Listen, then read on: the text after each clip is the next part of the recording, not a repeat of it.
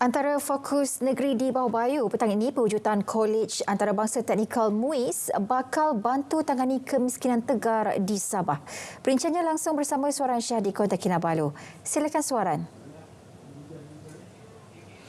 Ya Zahira, inisiatif Majlis Ugama Islam Sabah MUIS mewujudkan Kolej Antarabangsa Teknikal MUIS bakal membantu menangani kemiskinan tegar di negeri ini melalui bidang pendidikan. Menteri Sains, Teknologi dan Inovasi Datuk Muhammad Arifin Muhammad Arif berkata, ia juga antara sumbangan MUIS memacu bidang pendidikan dan dakwah di Sabah.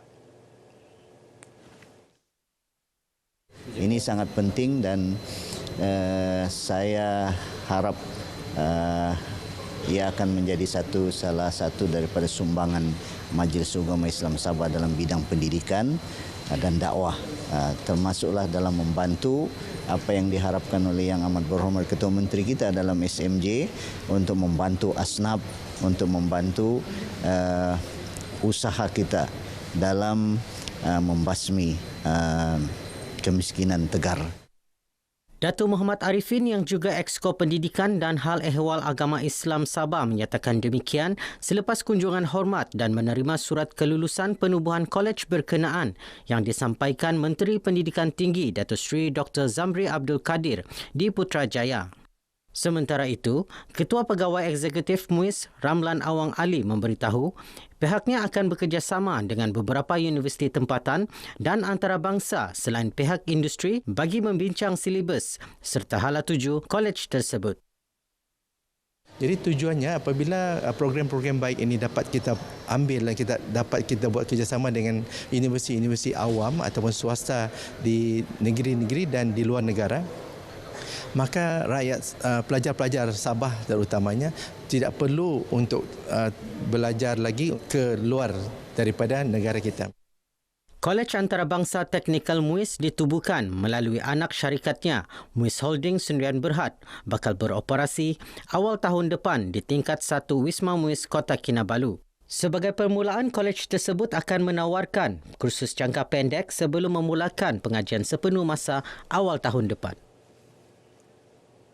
Usahawan wanita di negeri ini perlu memanfaatkan sepenuhnya kemudahan yang disediakan kerajaan negeri maupun persekutuan bagi membangun dan mengembangkan perniagaan masing-masing. Pelbagai inisiatif disediakan kerajaan khusus untuk meningkatkan tahap sosioekonomi wanita. Menteri Pembangunan Masyarakat dan Kesejahteraan Rakyat Datuk James Ratib berkata, dalam Belanjawan 2024, kerajaan negeri memperuntukkan 6.35 juta ringgit kepada Jabatan Hal Ehwal Wanita Sabah JEWA bagi pelaksanaan pelbagai projek dan program pembangunan wanita. Manakala Kerajaan Persekutuan melalui Belanjawan 2024 Malaysia Madani memperuntukkan dana antaranya 720 juta ringgit bagi menggalakkan wanita dan belia menceburi bidang perniagaan dan 330 juta ringgit kemudahan pembiayaan kepada peniaga kecil di bawah tekun. Demikian ucapan perasmian Datuk James dalam Malam Apresiasi Usahawan JEWA 2024 di Kota Kinabalu. Teks ucapan disampaikan pembantunya Datuk Flovia Eng. 14 anugerah disampaikan kepada usahawan wanita terpilih termasuk 4 anugerah utama iaitu Anugerah Usahawan Kreatif dan Inovatif, Anugerah Usahawan Komuniti, Anugerah Usahawan Cekal dan Anugerah Usahawan Mikro. Mereka masing-masing membawa pulang sijil, trofi dan geran peralatan. Penganjuran Festival Kesusasteraan, Kesenian dan Puisi Esei Antarabangsa Sabah berupaya membentuk generasi yang cintakan warisan budaya. Ia sekaligus membantu usaha mengekalkan keunikan seni budaya di negeri ini. Menurut Ketua Menteri Datuk Seri Panglima Haji Jinor, penganjuran program seumpama turut memberi impak kepada ekonomi pelancongan sekaligus menyerlahkan kemampuan Sabah sebagai hub pelancongan ilmu, seni dan budaya. Demikian ucapan Ketua Menteri yang dibacakan Speaker Dewan Undangan Negeri Dun Sabah, Datuk Kazim M. Yahya. Festival Anjuran Badan Bahasa dan Sastra Bahasa ini berlangsung 5 hari hingga esok di Dewan Bahasa dan Pustaka Kota Kinabalu.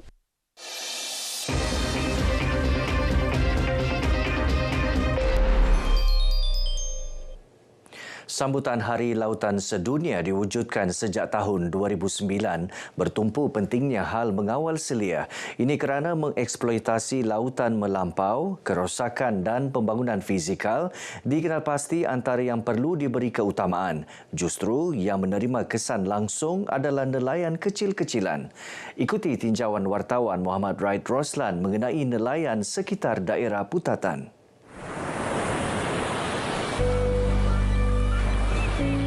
Muhammad Iskandar Samsudin, nelayan muda ini berasal Putatan, daerah terkecil dan terpadat di Sabah dengan keluasan hanya 40 km persegi.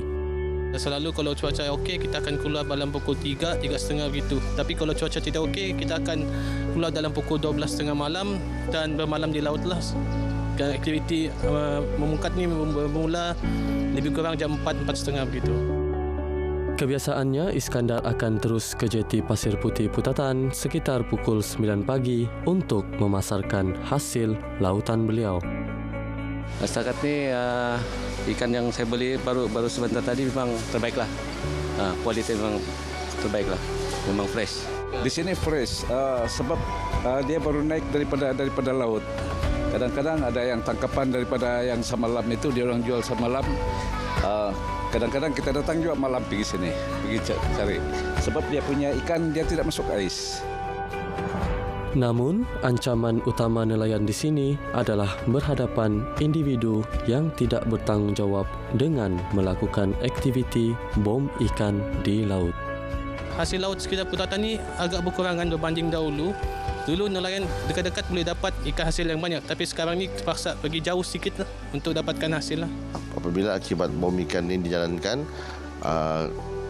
ekosistem ikan semakin berkurangan dan terumbu karang boleh menjadi rosak, dan proses untuk pemulihan dia mengambil masa 5 hingga 10 tahun. Jadi saya juga memohonlah kepada pihak-pihak yang bertanggungjawab di mana agar penguatkuasaan itu diperketatkan. Justru atas kesedaran tersebut, usaha mewujudkan Jawatan Kuasa Keselamatan Laut penting bagi memantau aktiviti nelayan sekitar sekaligus membantras aktiviti bom ikan. Tukun tiruan juga akan dibina sekitar Putatan bagi membantu meningkatkan ekosistem serta menambah kepadatan sumber laut di sini. Semoga usaha kecil ini menjadi cerminan semangat yang besar betapa pentingnya menjaga marin. Selamat menyambut Hari Lautan Sedunia 2024 dengan tema memperbaharui tindakan secara mendalam. Muhammad Raid Roslan, RTM.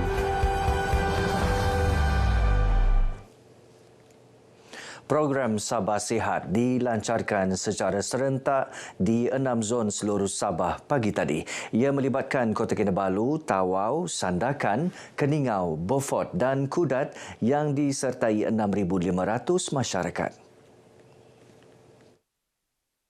Pelancaran program yang menekankan konsep gaya hidup sihat melalui penjagaan kesihatan menyeluruh ini disempurnakan Menteri Pembangunan Masyarakat dan Kesejahteraan Rakyat, Datuk James Ratip yang juga Exco Kesihatan, dan Menteri Belia dan Sukan Sabah, Datuk Aaron Angin di Kompleks Sukan Likas, Kota Kinabalu. Untuk memupuk semangat kerjasama, kekeluargaan di antara semua rakyat Sabah ini. Ini tujuan kita sebenarnya. Dan program ini kita akan teruskan setiap bulan di semua daerah di seluruh negeri Sabah ini. Ini merupakan satu aktiviti setiap bulan bagi semua kementerian dan semua jabatan-jabatan di seluruh negeri Sabah ini yang dikendalikan, diketuai oleh kementerian saya sendiri bersama dengan Belia dan Sukan, Kementerian Belia dan Sukan.